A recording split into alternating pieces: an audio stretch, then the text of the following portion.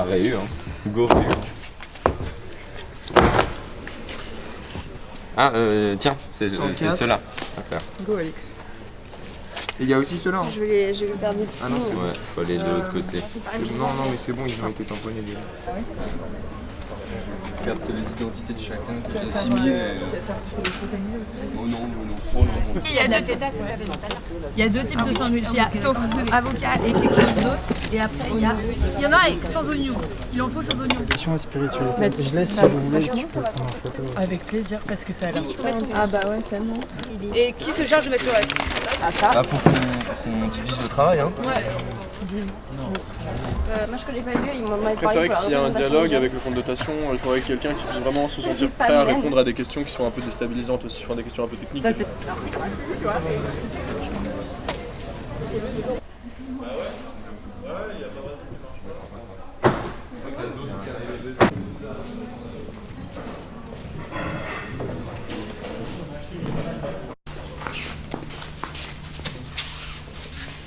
Allez, le collectif là.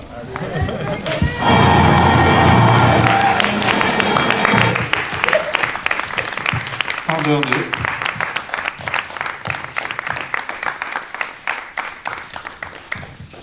Bonsoir tout le monde. Ça fait hyper bizarre parce que j'ai envie de dire bienvenue à la clé parce que c'est devenu un peu un automatisme en 2 ans et demi d'occupation et c'est la première séance qu'on présente depuis l'expulsion mardi.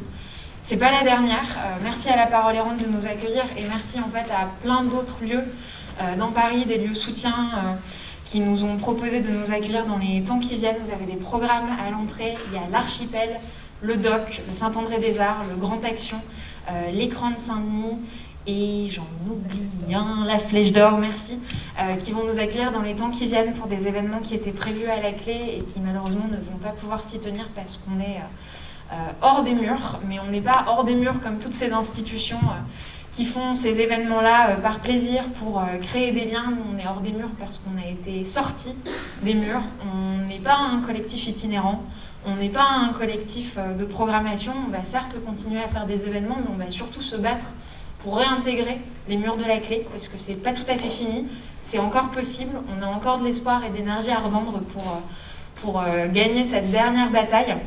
Parce qu'en fait, à la clé, on ne faisait pas que montrer des films. Il y avait aussi une résidence de création, il y avait des espaces de travail, il y avait des espaces de discussion, des espaces de convivialité, et tout ça participait de la façon qu'on avait de montrer, d'aimer, de choisir, d'inventer des films ensemble. Et donc on va continuer à le faire dans un lieu dédié pour lequel on continuera à mettre toutes nos forces, celles des personnes que vous voyez derrière moi et celles de dizaines et de dizaines d'autres personnes qui nous ont aidés, en particulier dans les 5 dernières semaines de mobilisation et qui continueront à se battre. Donc voilà, on va faire tous ces événements-là, on va raconter l'histoire de la clé, tout ce qui s'est inventé en 2 ans et demi, tout ce à quoi on a été autorisé à rêver pendant toute cette période qu'on a passée au 34 rue d'Aubenton, c'est-à-dire un lieu qui soit non seulement dédié à d'autres films que ceux qu'on voit dans le circuit commercial traditionnel, mais aussi et surtout à une façon différente de les montrer et de les fabriquer. Donc continuez de nous suivre, continuez de nous soutenir. On a beaucoup parlé de ce projet qu'on porte depuis plus d'1 an et demi maintenant, qui consisterait à faire de la clé un bien commun rendu à ses usagers et ses usagères. Ce projet, il est possible via un outil qu'on a créé qui est en fonds de dotation, qui permettrait de racheter la clé et d'en faire un lieu sorti du marché spéculatif, confié vraiment aux personnes qui s'occupent, qui prennent soin de ce lieu, comme nous on l'a fait pendant 2 ans et demi, comme on espère pouvoir continuer à le faire pendant des années et des années encore. Ça s'appelle Cinéma Revival. Si vous avez la moindre question sur comment ça fonctionne, sur ce que ça permet, sur le projet très innovant que ça représente, et je dis ça, enfin voilà, le mot innovant a été assez galvaudé, vidé de son sens par tout le social business qui s'en empare à l'envi, mais en fait nous on cherche vraiment à réfléchir à quelque chose de neuf qui permettrait de faire autre chose, de le faire autrement, de le faire avec vous, de le faire en collectif, de le faire horizontalement, de le faire de façon participative, inclusive, de le faire au service de luttes qui sont radicales, de le faire en autogestion. Tout ça, c'est possible, on continuera à le défendre, on continuera à vous expliquer comment c'est né, comment on veut le faire, comment on va le faire. Donc suivez-nous sur les réseaux, sur notre site, continuez de venir. Merci et je laisse tout de suite la parole à Alban. Donc merci beaucoup d'être présent et présente ce soir pour cette table ronde sur le groupe SOS et sa place dans le secteur associatif. Donc, là, ce qui va se passer, c'est qu'on va faire une présentation, un petit historique, remise en contexte de la clé, donc de quelle a été la lutte, comment ça a commencé. Donc avec Elena, Alix, Pauline et Clément qui vont prendre la parole à ce sujet. Ensuite, Marianne, donc, du CAC, collectif des associations citoyennes, va aussi prendre la parole. Et puis Jean-Louis Lavillain, donc, spécialiste de l'économie, de l'entrepreneuriat social et solidaire, va également refaire un petit historique sur tout ce secteur qui est l'ESS.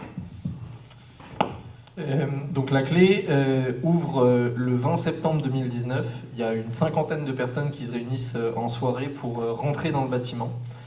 Le cinéma à l'époque il est à vendre déjà, mais personne ne sait quel va être le repreneur. Et l'objectif de cette entrée dans le bâtiment, c'est de maintenir une activité cinématographique associative et indépendante. La programmation, très rapidement, en fait, elle est collective, elle se décide collectivement, il y a une véritable volonté d'horizontalité aussi. Et les médias commencent à venir farfouiller un peu, à venir voir ce qui s'y passe. Alors au départ, c'est plutôt pour savoir où est-ce qu'on dort, quels sont nos engagements, nos volontés pour le lieu. Et ensuite, ils vont se pencher plus sur notre projet politique. Aussi quand certains acteurs comme des syndicats soutiennent la clé, mais aussi des réalisateurs, réalisatrices, distributeuristes, producteuristes, des universitaires aussi qui commencent à se pencher sur l'occupation. Donc on a rapidement donné la parole au monde du cinéma, on a fait des projections avec des invités qui ont débouché sur certaines discussions. On a aussi rencontré des institutions, mais le plus important, c'est vraiment ces discussions avec les professionnels du milieu du cinéma qui nous font voir en fait qu'il y a beaucoup de problèmes, notamment liés à des dysfonctionnements du circuit commercial, et que cette envie-là de faire vivre un cinéma associatif et indépendant, elle se recoupe avec beaucoup d'envie dans le milieu.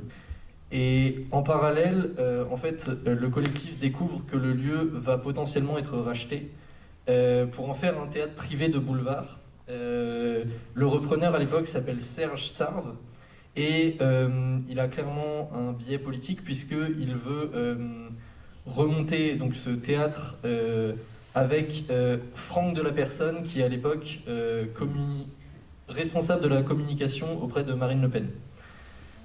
Voilà. Donc le collectif n'accepte pas bien entendu cette proposition pour des raisons assez évidentes et parvient à faire plier Serge Sarve, et à ce moment-là en fait la clé s'agrandit, il y a de nombreux soutiens qui apparaissent et aussi le collectif qui s'élargit en termes de bénévoles et de membres actifs.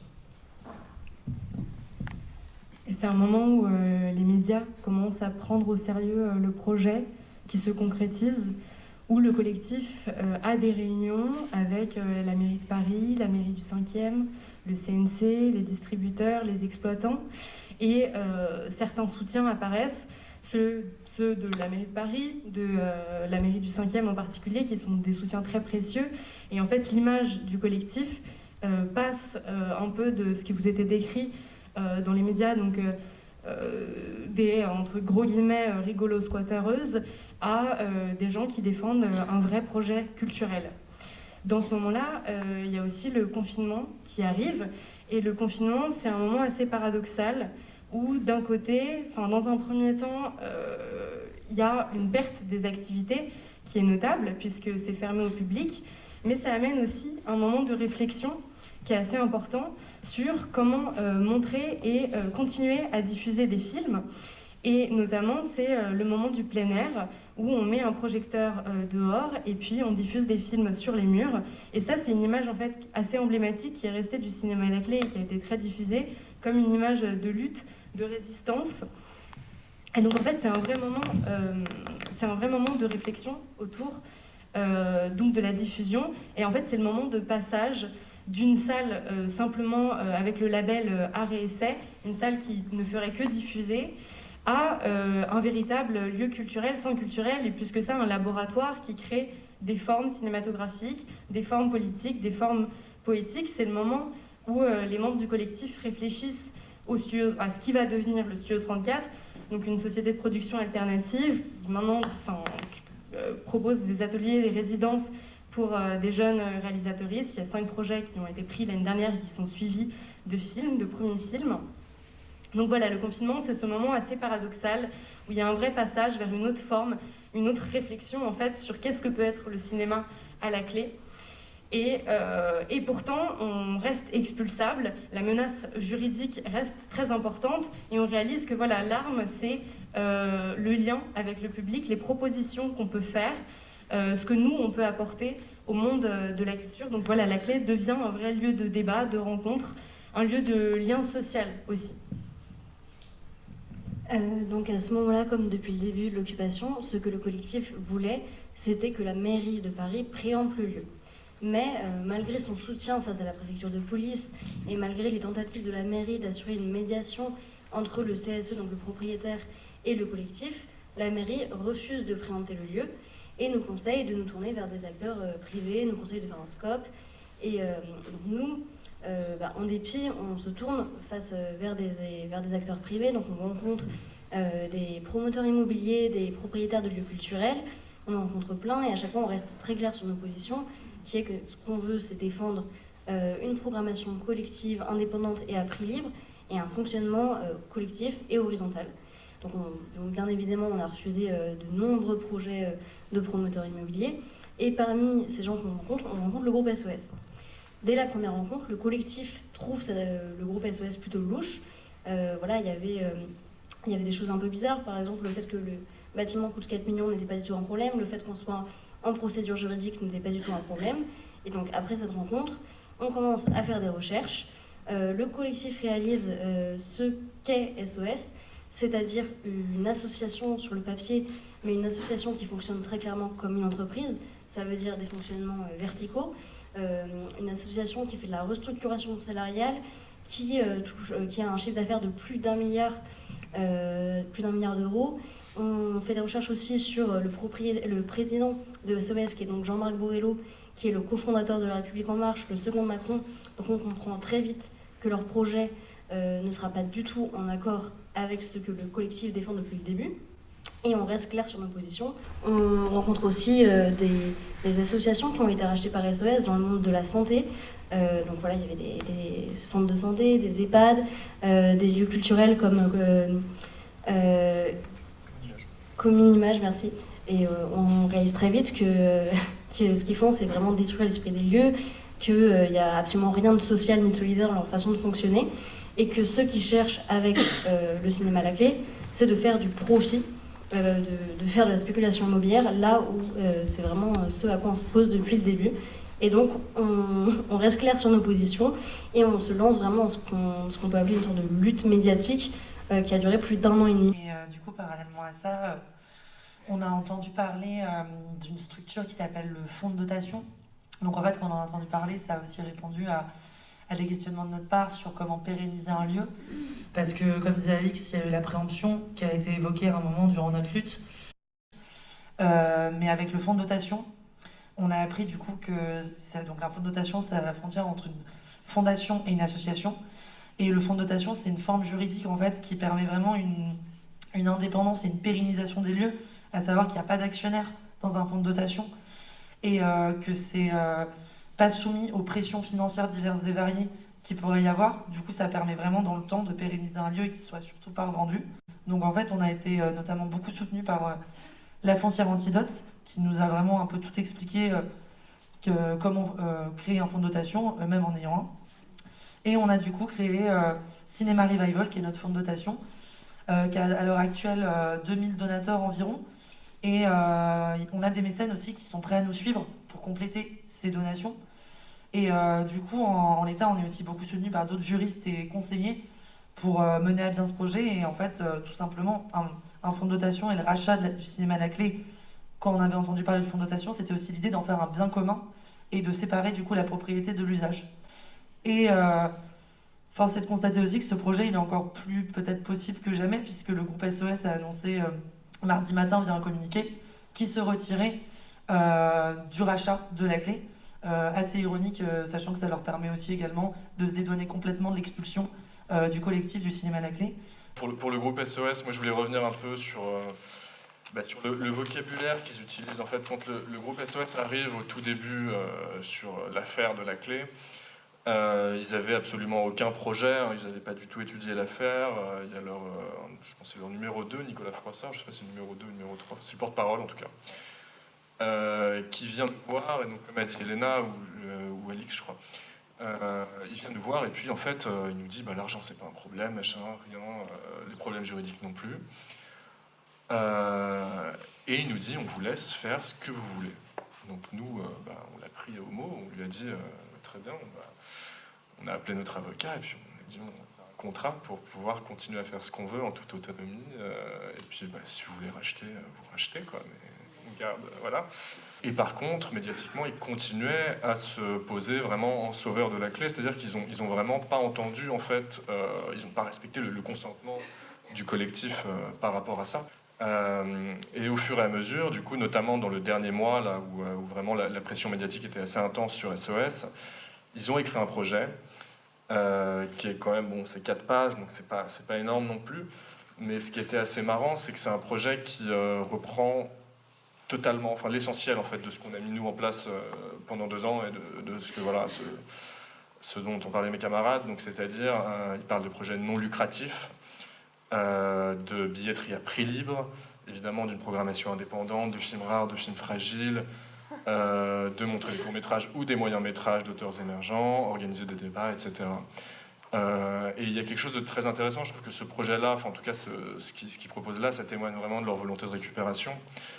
Et par rapport à ça, il y avait une tribune de la SRF qui est sortie l'an dernier en soutien à notre collectif qui disait « Si le groupe SOS souhaite racheter La Clé aujourd'hui, malgré l'absence de consentement de son occupant actuel, c'est bien pour racheter l'image d'un cinéma en lutte, une marque qu'il ne manquera pas de vider de sa substance politique, esthétique et contestataire. » Et justement, en fait, quand on se penche un peu plus sur le vocabulaire qu'utilise le groupe SOS pour définir globalement son action culturelle, là, c'est des mots qui sont vraiment différents, donc on ne parle plus du tout de prix libre, ni de programmation indépendante, on parle de start-up culturelle, d'entrepreneuriat culturel, d'industrie culturelle et créative, donc je ne sais pas trop ce que ça veut dire. Enfin bref, en tout cas, c'est vraiment une conception complètement désincarnée de la culture qui est totalement... c'est toujours accolé avec des concepts marchands, quoi. J'ai été journaliste au journal Lien Social, puis rédactrice en chef du journal Lien Social, et à ce titre, j'ai observé ce groupe SOS dans le monde du social et du médico-social. C'est de là d'où il vient, en fait. Parce que le président du groupe SOS, Jean-Marc Borrello, il a créé le groupe en 1984. C'est un ancien éducateur spécialisé qui est passé par le monde de la nuit avec Régine. Il gère notamment le Palace appartenant au groupe Régine, dont il est alors le PDG. Puis il crée avec elle l'association SOS Drogue Internationale, qui est la première pierre de l'édifice de son groupe.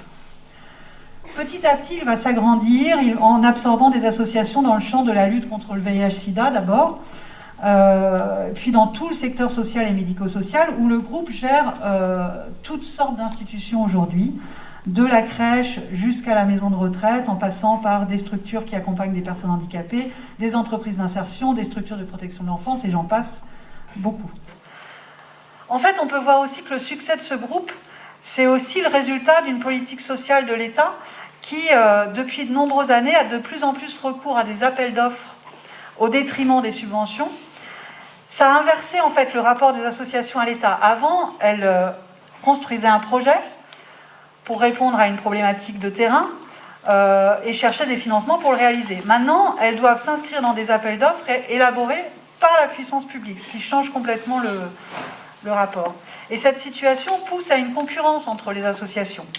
Elle encourage les fusions, les regroupements, elle favorise les grands groupes, justement, comme le groupe SOS, et un système qui, au final, place les associations comme des prestataires de services, en fait, de l'État, dans un contexte de baisse générale des moyens, une sorte de sous-service public. L'autre pilier du groupe, de la force de ce groupe, c'est l'immobilier. En fait, le groupe s'appuie sur un patrimoine immobilier qui est évalué à 500 millions d'euros, qu'il s'est constitué en achetant des bâtiments pour des projets sociaux, donc avec des subventions, mais également en récupérant en même temps que les associations. C'est pour ça qu'il est très intéressé par des associations qui ont du patrimoine immobilier. Enfin, surtout, pour Jean-Marc Borrello, l'association, c'est ringard, c'est dépassé, c'est pas efficace pour répondre aux besoins de la société, en fait. Il explique très bien dans son livre. Alors, attendez,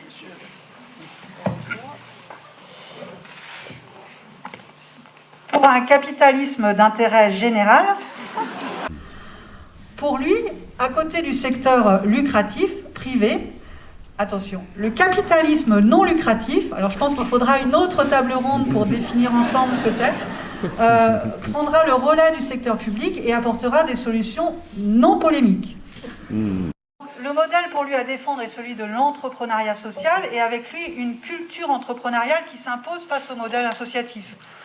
Le titre de son deuxième livre est en ce sens très clair, l'entreprise doit changer le monde. Avec une première phrase explicite, l'entreprise constitue la manière la plus efficace de faire vivre des idées sociales. Voilà. Le groupe applique donc au monde associatif le modèle de l'entreprise, les techniques de gestion du privé, à ses yeux bien plus efficaces, plus innovantes. Voilà. Pour asseoir cette vision, le patron du groupe SOS a créé en 2010 le mouvement des entrepreneurs sociaux, le MOVE, devenu aujourd'hui le mouvement Impact France. Ce mouvement est devenu au fil des ans un puissant lobbying en faveur de leur vision d'adaptation du capitalisme au mouvement de contestation en fait, qui émerge de la société civile. Parce que ce groupe reprend, c'est bien ce que tu disais, à son compte, tout le langage en fait, de l'économie sociale et solidaire et permet au final que cette approche économique puisse être, enfin, que tous les mouvements un peu alternatifs puissent être récupérés par le système sans remettre en cause ses fondements. Cette vision de transformation, elle est effectivement, elle a l'oreille d'Emmanuel Macron, puisque Jean-Marc Borrello est un proche du président, également pilier de la République en marche, dont il est devenu délégué général adjoint en 2020. Plusieurs fois pressenti comme ministre, il préfère rester dans l'ombre, il le dit régulièrement, il veut garder sa liberté d'entreprendre. Et désormais, effectivement, le groupe s'engage aussi dans le champ culturel. Vous en êtes la preuve, mais il y en a d'autres. Hein. Il a notamment récupéré le groupe Saint-Illot, dont le fondateur est Steve Herb. Ce dernier se présente comme un entrepreneur culturel et a remis en 2014 un rapport au gouvernement sur le développement des entreprises culturelles en France. Pour lui, je vais vous faire encore des citations, hein, l'action culturelle peut et doit désormais reposer sur l'entrepreneuriat et sur des modèles économiques rentables, sans considérer les fonds publics comme une manne venant systématiquement pallier des déséquilibres soi-disant structurels. Donc, son discours, Steve Hearn, qui a donc rendu ce rapport au gouvernement, est clair. En tant qu'entrepreneur, je préfère défendre l'idée que nous devons trouver un modèle économique intelligent qui sache concilier exigence culturelle et efficacité économique. À l'époque, en 2014, il appelait à la création de fonds de capital risque dédiés à la culture. Aujourd'hui, ces fonds existent. Il y en a un qui est appuyé sur BPI France et qui est doté de 225 millions d'euros et un autre qui est doté de 100 millions d'euros et qui veut, là aussi, je cite, produire un impact économique et social mesurable par et pour la culture. Donc voilà, on est vraiment dans un système très bien construit, pensé. En fait, ça mobilise aussi un discours sans adversaire. C'est un terme que j'ai repris à un sociologue qui a écrit ça dans un article, Clément Jérôme,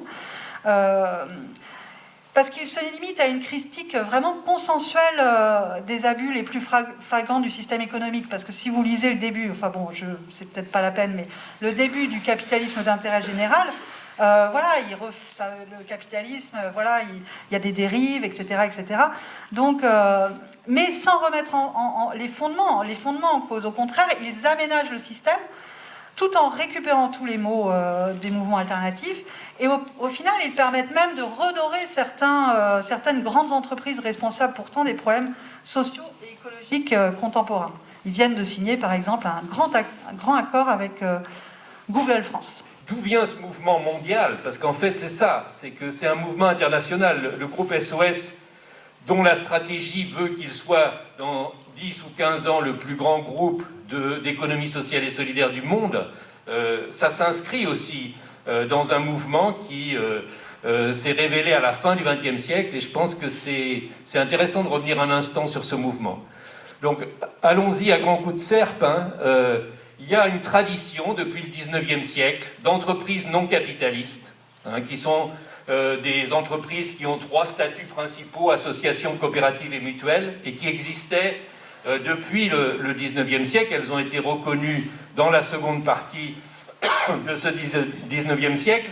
À la fin de la période que l'on a appelée les 30 Glorieuses, c'est-à-dire les 30 années d'expansion, quand a commencé la crise, il y a eu tout un ensemble de ce qu'on a appelé à l'époque, ça paraît très lointain, et pourtant ça n'est pas tant que ça, les nouveaux mouvements sociaux. Donc sont apparus des mouvements qui mettaient en avant le fait que la conflictualité sociale, c'est pas simplement la lutte des classes au sens où on l'entendait depuis bien longtemps, mais c'est aussi des questions qu'il convient d'aborder, d'où le mouvement écologique, d'où le mouvement féministe, qui ont justement essayé de poser des questions assez inédites par rapport à ce qui était la norme antérieure. Et ces mouvements ont eu, on le sait, dans les années 60-70, un grand effet.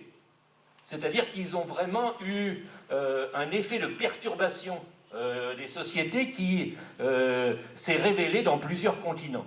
Et ça a engendré, en fait, une grande peur des pouvoirs établis. Et on a vu une multiplicité de publications dans les années 70 et dans les années 80 qui s'adressaient au gouvernement. Je pense par exemple au célèbre rapport qu'ont fait Huntington, Crozier et Watanuki pour la trilatérale au début des années 80. C'est tout un ensemble de textes, et ça va être relié par ceux qui vont avoir le prix Nobel dans les années 70, c'est-à-dire Hayek et Friedman. C'est donc ce qu'on a appelé le néolibéralisme qui se constitue à cette époque-là et qui n'est pas un projet économique. Le néolibéralisme, c'est beaucoup plus large que ça, c'est un projet anthropologique en fait. C'est d'arriver à arrêter les excès de la démocratie, je les cite, et arriver à retrouver une société dans laquelle la démocratie serait limitée, et c'est la concurrence qui redeviendrait le principe moteur de l'ensemble de la société. Donc ça va être théorisé et ça va être mis en application à partir des années 80. On le sait d'abord en Amérique du Sud, et puis ensuite en Afrique, et puis dans les programmes que l'on va connaître aussi en Europe. Et donc, il va y avoir cette façon de faire du néolibéralisme qui va entraîner à son tour beaucoup de réactions de la société. Et donc, avec Seattle, avec le Forum social mondial, il va y avoir là à nouveau des craintes de la part des pouvoirs dominants. Et on va se retrouver, surtout après 2008, avec ce que j'appellerais une seconde vague de néolibéralisme, qui n'est plus comme le premier néolibéralisme uniquement un éloge de la concurrence généralisée, mais qui va essayer d'intégrer ce qui va être théorisé principalement au niveau international par Mohamed Younous, c'est-à-dire, c'est une variante que reprendra Borrello au niveau français, Younous ne parle pas de capitalisme d'intérêt général, mais de capitalisme à but social. Donc en fait, l'idée, c'est qu'en fait, il faudrait reprendre l'ensemble des initiatives citoyennes qui ont succédé aux nouveaux mouvements sociaux, qui se sont répandus dans le monde, et essayer de faire la même chose en dépolitisant tout ce champ. Donc il s'agit véritablement de proposer, c'est pour ça que c'est un discours sans adversaire, c'est-à-dire de proposer d'être professionnel du point de vue de la gestion, qui peut être contre. Donc on va avoir ce capitalisme à but social, qui va devenir évidemment une option extrêmement séductrice pour les grandes entreprises et pour les médias, puisque on va avoir le développement de cette approche dans, par exemple, des grandes universités américaines qui ont, à Yale, à Harvard, on a aujourd'hui des entités autour du social business. Donc cette idée du social business, c'est le fait qu'il peut y avoir un capitalisme social. Donc où est le problème? Finalement, le capitalisme, comme le dit Younous, était incomplet. Mais maintenant, nous allons avoir un capitalisme complet, c'est-à-dire un capitalisme qui à la fois va générer des problèmes sociaux et écologiques, mais qui va générer les moyens de le résoudre. Donc nous n'avons pas du tout à poser des questions politiques. Le tout, c'est d'être efficace dans la gestion de ces corrections d'un système qui désormais ne peut plus être questionné. Et je pense que c'est ça, en fait, le projet qui est mené au niveau international et dont le groupe SOS est une des déclinaisons nationales, même si aujourd'hui il veut s'élargir à de nombreux pays. Et donc, il y a quelques années, on s'est dit, mais qu'est-ce que c'est que ce truc ? Et on a essayé de commencer à faire des recherches sur l'entrepreneuriat social, sur social business. La première chose dont on s'est rendu compte, c'est que c'est très difficile de faire des recherches indépendantes. Pourquoi ? Parce que l'un des éléments qui est clé dans ce mouvement, c'est que le discours reste le monopole des promoteurs. Par exemple, toutes les opérations que Mohamed Younous a promues ensuite, puisque c'était avec Danone, prolongé par Zidane et d'autres vedettes mondiales, tout cela ne peut pas être analysé d'une façon qui soit indépendante. C'est-à-dire que c'est uniquement un discours qui est constitué par ceux qui défendent ça et qui vous expliquent que de toute façon, vous ne pouvez pas non plus être contre, puisque c'est pour une meilleure nutrition au Bangladesh ou pour assainir l'eau en Inde. Donc vous seriez vraiment des sans-cœurs si vous étiez contre ce type de projet. Donc on a cette façon de montrer que finalement, il peut y avoir un capitalisme conscient, un capitalisme à but social, et on n'a pas du tout d'informations qui soient fiables en dehors de ce discours sur qu'est-ce qui se passe vraiment dans les social business, l'entrepreneuriat social tel qu'il est mis en place.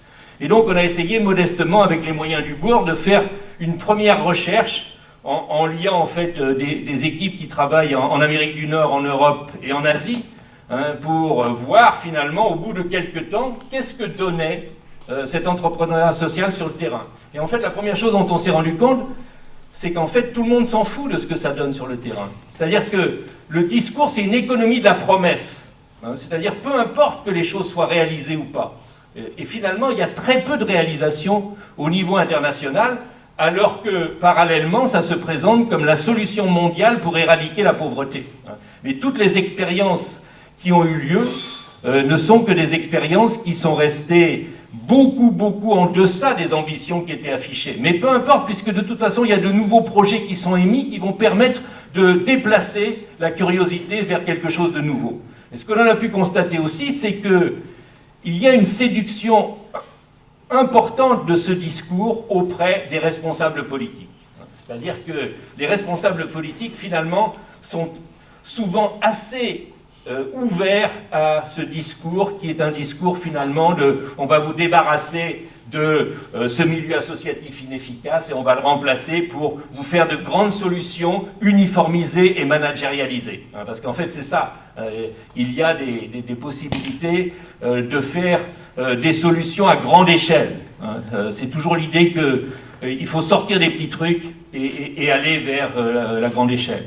Et là où ça va plus loin, c'est que quand on observe un petit peu des réalités dans différents continents, on constate que la grande promesse du social business, c'est on ne va pas faire comme tous ces ringards associatifs qui ne savent pas gérer, on va vous permettre de régler le problème de la pauvreté, de régler les problèmes écologiques à partir d'un autofinancement sur le marché. Donc on ne vous demandera pas de subvention. Et à partir de cet argumentaire de l'autofinancement, en fait, il exerce un véritable racket sur les fonds publics. C'est-à-dire qu'on voit, et ça a été observé dans plusieurs régions, que par ce discours extrêmement promu au niveau médiatique et politique, il y a en fait une invisibilisation de tout un ensemble d'initiatives citoyennes sur les mêmes territoires, ou une mise en ordre de ces initiatives citoyennes. Je prendrai un exemple sur lequel on a croisé aussi le groupe SOS dans un département.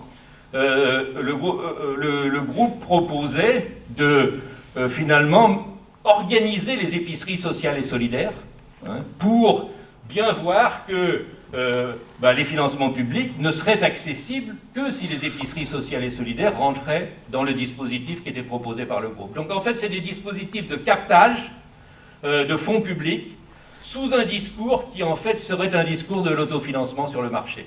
Donc je crois que L'un des problèmes auxquels on est confronté, c'est que par rapport à la façon dont ce discours a pris, il y a eu pour l'instant très peu de réactions, très peu de capacité aussi à observer dans le temps ce que donnaient vraiment ces formes d'entrepreneuriat social. Et ça joue donc perpétuellement sur une confusion dans un milieu d'économie sociale et solidaire qui effectivement n'aurait pas d'ennemis et serait juste consacré au bien commun et ça ne dérangerait personne. Or je pense que l'économie sociale et solidaire, c'est un champ de tension. Hein, c'est-à-dire qu'il y a à la fois des formes d'entreprises non capitalistes, il y a aussi des initiatives citoyennes qui se sont multipliées sur tous les continents depuis quelques décennies, et puis il y a ces formes d'entrepreneuriat social qui essayent de recapter tout ça, hein, et d'en éliminer la dimension démocratique pour en faire uniquement une affaire de bonne gestion. Et je crois que c'est un peu à ça qu'on est confronté, en fait.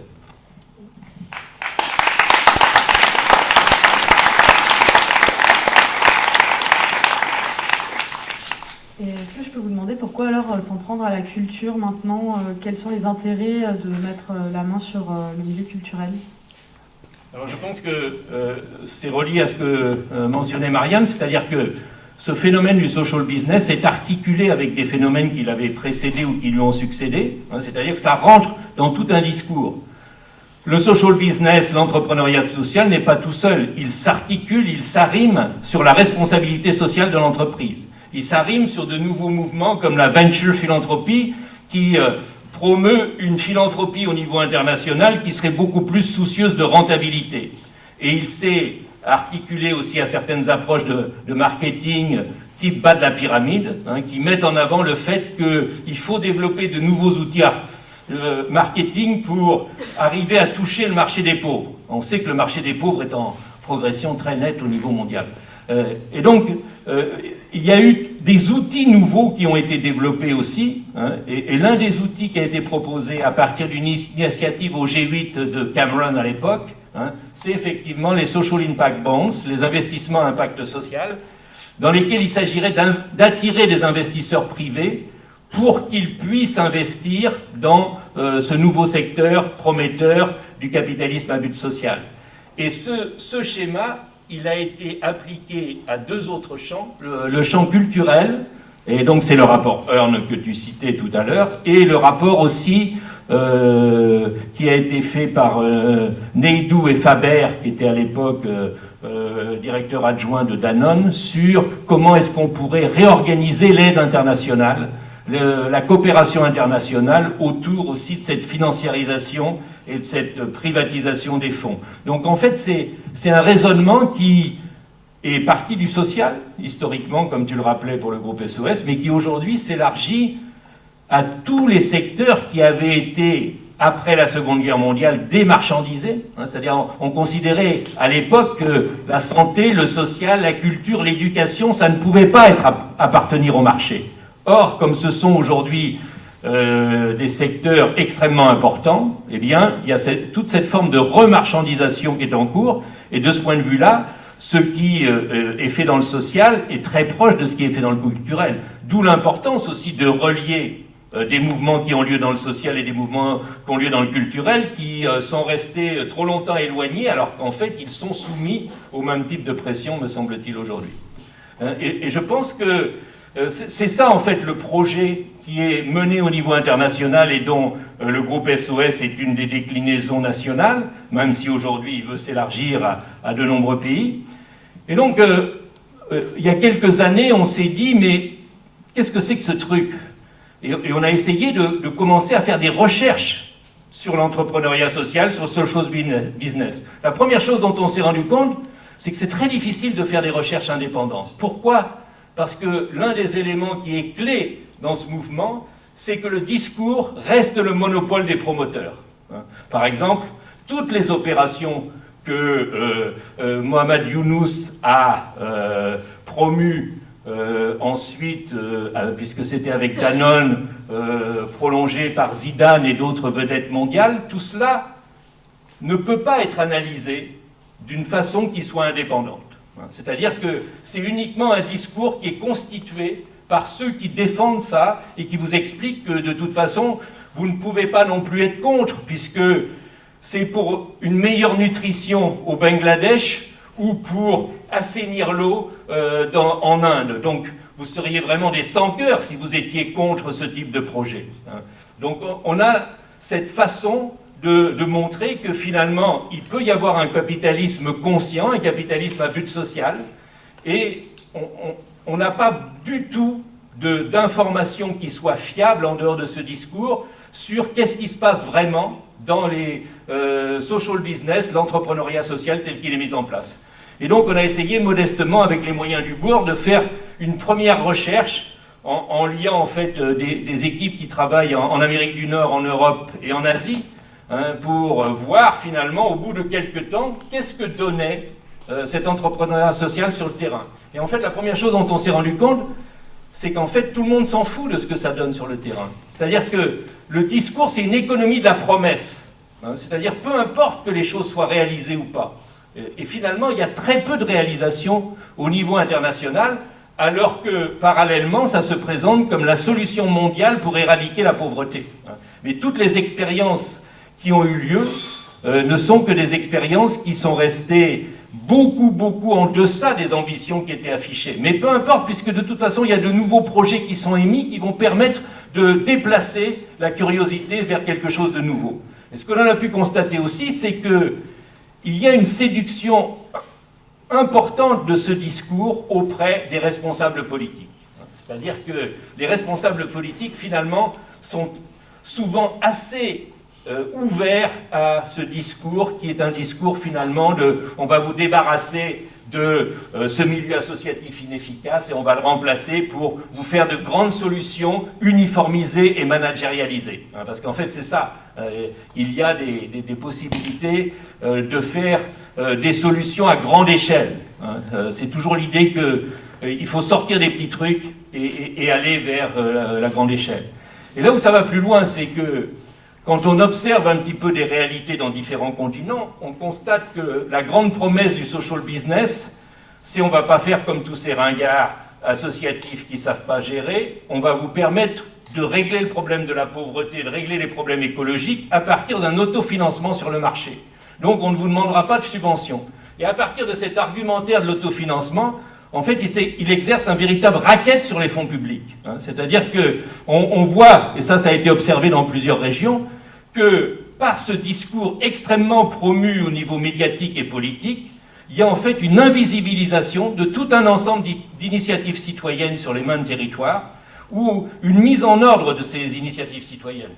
Je prendrai un exemple sur lequel on a croisé aussi le groupe SOS dans un département. Le groupe proposait de finalement organiser les épiceries sociales et solidaires pour bien voir que les financements publics ne seraient accessibles que si les épiceries sociales et solidaires rentraient dans le dispositif qui était proposé par le groupe. Donc en fait, c'est des dispositifs de captage de fonds publics sous un discours qui en fait serait un discours de l'autofinancement sur le marché.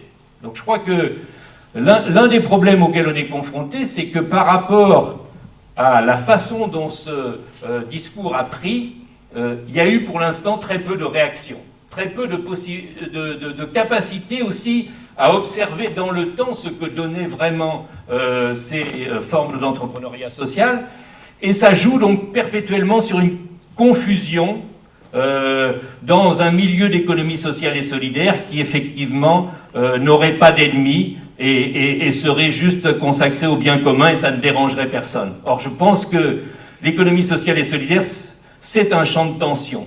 C'est-à-dire qu'il y a à la fois des formes d'entreprises non capitalistes, il y a aussi des initiatives citoyennes qui se sont multipliées sur tous les continents depuis quelques décennies, et puis il y a ces formes d'entrepreneuriat social qui essayent de recapter tout ça et d'en éliminer la dimension démocratique pour en faire uniquement une affaire de bonne gestion. Et je crois que c'est un peu à ça qu'on est confronté, en fait.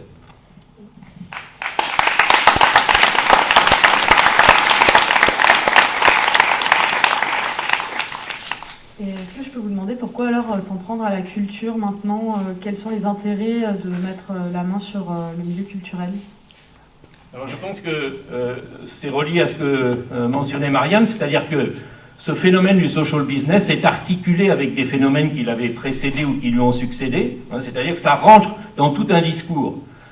Le social business, l'entrepreneuriat social n'est pas tout seul, il s'articule, il s'arrime sur la responsabilité sociale de l'entreprise. Il s'arrime sur de nouveaux mouvements comme la venture philanthropie qui promeut une philanthropie au niveau international qui serait beaucoup plus soucieuse de rentabilité. Et il s'est articulé aussi à certaines approches de marketing type bas de la pyramide, hein, qui mettent en avant le fait qu'il faut développer de nouveaux outils marketing pour arriver à toucher le marché des pauvres. On sait que le marché des pauvres est en progression très nette au niveau mondial. Et donc, il y a eu des outils nouveaux qui ont été développés aussi, hein, et l'un des outils qui a été proposé à partir d'une initiative au G8 de Cameron à l'époque, hein, c'est effectivement les Social Impact Bonds, les investissements à impact social, dans lesquels il s'agirait d'attirer des investisseurs privés pour qu'ils puissent investir dans ce nouveau secteur prometteur du capitalisme à but social. Et ce schéma, il a été appliqué à deux autres champs, le champ culturel, et donc c'est le rapport Hearn que tu citais tout à l'heure, et le rapport aussi qui a été fait par Neidou et Faber, qui étaient à l'époque directeur adjoint de Danone, sur comment est-ce qu'on pourrait réorganiser l'aide internationale, la coopération internationale autour aussi de cette financiarisation et de cette privatisation des fonds. Donc en fait, c'est un raisonnement qui est parti du social, historiquement, comme tu le rappelais pour le groupe SOS, mais qui aujourd'hui s'élargit à tous les secteurs qui avaient été, après la Seconde Guerre mondiale, démarchandisés. Hein, c'est-à-dire, on considérait à l'époque que la santé, le social, la culture, l'éducation, ça ne pouvait pas appartenir au marché. Or, comme ce sont aujourd'hui des secteurs extrêmement importants, eh bien, il y a toute cette forme de remarchandisation qui est en cours, et de ce point de vue-là, ce qui est fait dans le social est très proche de ce qui est fait dans le culturel. D'où l'importance aussi de relier des mouvements qui ont lieu dans le social et des mouvements qui ont lieu dans le culturel, qui sont restés trop longtemps éloignés, alors qu'en fait, ils sont soumis au même type de pression, me semble-t-il, aujourd'hui. Ouais, même si là, visiblement, nous, on en est débarrassé, on reste conscient et consciente qu'ils existent et que ça, c'est quand même un gros problème. Ouais, s'il y a des gens ici dans la salle qui luttent, ont lutté ou luttent, enfin peut-être qu'à l'avenir, il y a des gens qui lutteront contre le groupe SOS ou contre ce type de groupe, voilà, nous on sera toujours aussi présents pour répondre, pour vous faire rencontrer Marianne. Ça, en effet, c'est très complexe. Et voilà quoi, nous, tout le monde n'a pas les armes pour comprendre exactement ce qui se passe, d'autant plus qu'il y a très peu d'articles de presse aussi sur le sujet. Enfin, c'est quand même, on a beaucoup cherché nous avant de comprendre à qui on avait affaire, voilà. Enfin, d'autant d'articles critiques surtout en fait, et d'articles de fond. Donc voilà. Si vous voulez, on se retrouve dans 30 minutes pour la projection du film. Ok, c'est bien, tu sais pas? Non, alors moi, elle n'est pas continuée pour moi. C'est pas très celui-là? Ok, en plus, tu voulais nous proposer coup pour coup. Est-ce que tu veux nous en parler un peu et pourquoi tu voulais ce film en particulier? Eh bien oui, d'abord, je suis très émue de venir le présenter et puis d'être avec vous ce soir. Vraiment, je peux dire que toute la force de votre occupation, de votre programmation, de votre passion, de votre envie, de votre joie, de votre engagement a compté beaucoup pour chacun, et vous l'avez ressenti dans les retours que vous avez eus, évidemment, auprès de tous ceux qui se sont manifestés.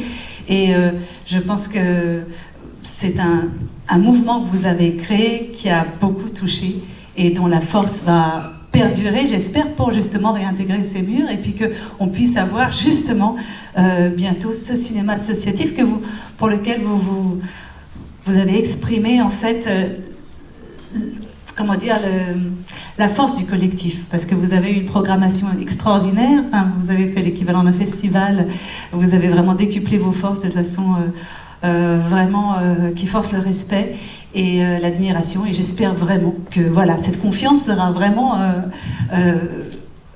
va pouvoir se concrétiser bientôt par vraiment un projet qui va pouvoir naître et auquel je pense on sera beaucoup à continuer notre soutien, je l'espère, de tout cœur en tout cas. Et quand vous m'avez proposé de venir pour une carte blanche, je venais de voir ce film coup pour coup. Ça m'a paru être une bonne proposition pour le cinéma La Clé, quand on devait venir le faire au cinéma, puisque c'est une occupation d'une usine par des femmes. Et je me disais, voilà, ça va être fort aussi peut-être de voir ce film.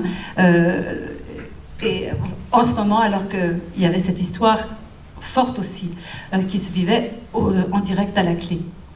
Et alors, ce film, coup pour coup, il a été fait juste après les années 68, donc en 70. Et puis, une réflexion se donnait pour les cinéastes de se dire, on voudrait donner la parole. On voudrait donner la parole à des gens qui n'ont pas la parole, justement. On voudrait leur redonner cette parole et peut-être que les films parlent et sont racontés par des gens d'un certain milieu, sur des gens d'un certain milieu. Voudraient redonner la parole à ces gens-là pour qu'ils prennent la parole eux-mêmes, c'est-à-dire pas un réalisateur qui ferait un film sur des ouvrières, mais donner la parole aux ouvrières elles-mêmes. Et j'ai trouvé que c'était une des choses qui m'a beaucoup touchée dans le film, et c'est que le scénario a été écrit par les ouvrières et par d'abord un homme de la RATP qui avait plutôt une bonne plume et qui écrivait des nouvelles pour le journal J'accuse, qui était l'ancien Libération. Et puis Marine Kermis lui avait proposé d'écrire alors une vraie histoire sur, en fait, un fait qui l'avait beaucoup touché, c'était une occupation d'usine par les femmes, parce que bien sûr des grèves il y en avait eu, des occupations d'usine il y en avait eu, mais par des femmes, c'était quand même quelque chose de très très fort, et d'entendre la parole de ces femmes, ce qu'elles avaient à nous dire. Et donc, ils sont allés faire un casting de femmes qui ont participé ensuite à l'écriture du scénario aussi, qui ont écrit, alors comment ça s'est passé, comment est-ce que c'est arrivé. Et je trouve que quand on voit ce film, on sent que c'est un film voilà, qui vient, où il y a vraiment une constitution d'un récit qui a été fait par les intéressés eux-mêmes. En ça, c'est très touchant. Et puis très fort. Alors, il disait, alors comment cette scène s'est passée? Il disait, ben, ça s'est passé comme ça, puis ensuite, voilà, ça s'était tourné. Je crois que pour les femmes, ça a été, pour la plupart, c'était des ouvrières qui avaient vécu cette occupation, puis d'autres non, mais qui avaient vécu d'autres formes de travail. Donc ça a été très, très, très émouvant de retourner, de faire ce film. Vous allez voir que tout de suite, on se pose des questions, comme vous avez dû vous poser des questions. Il faut faire une école, il faut faire la cantine, il faut faire voilà, une occupation. C'est ensuite beaucoup de choses qu'on fait. Et puis, surtout, à la fin, elles disent, voilà, c'était extraordinaire, finalement, d'occuper notre lieu de travail autrement que par le travail. Et puis, aussi, elles disaient, voilà, on n'a peut-être pas eu toutes les négociations qu'on a eues, mais en tout cas, il y a eu quelque chose de très, très fort, c'est qu'on a été unis. Et ça... on sait que c'est quelque chose, c'est une expérience qu'on n'oublie pas toute sa vie, une fois qu'on l'a vécue. Enfin, je veux dire, c'est une confiance, c'est une force qui peut vraiment nous traverser pour soulever des montagnes. Et je pense que c'est ce que je vous souhaite, vraiment absolument. On se rend compte quand même que quand une programmation est faite avec passion, avec enthousiasme, quand il y a des gens derrière, il y a quand même un public qui vient, parce qu'on sent qu'il se passe quelque chose, et du coup on vient. C'est-à-dire qu'on vient vous présenter un film qu'on a aimé, et ça c'est un lien qui est comme une main qu'on serre avant de regarder un film, voilà, et ça crée un lien qui est très fort. C'est ce que vous avez fait à La Clé, et je crois que c'est quelque chose de très réussi, parce que quelqu'un vienne vous dire, voilà pourquoi je vous présente ce film ce soir, c'est comme si on présentait un ami.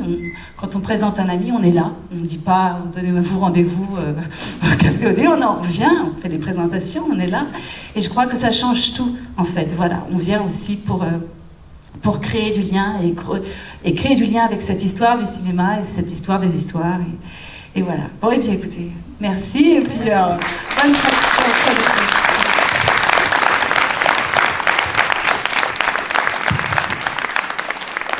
Bah, apparemment, il n'est pas consigné pour Marc. Ok, c'est bien, tu sais pas? Apparemment, il n'est pas consigné pour Marc. Ouais, c'est pas très celui-là. Ok, on peut te demander, tu vois.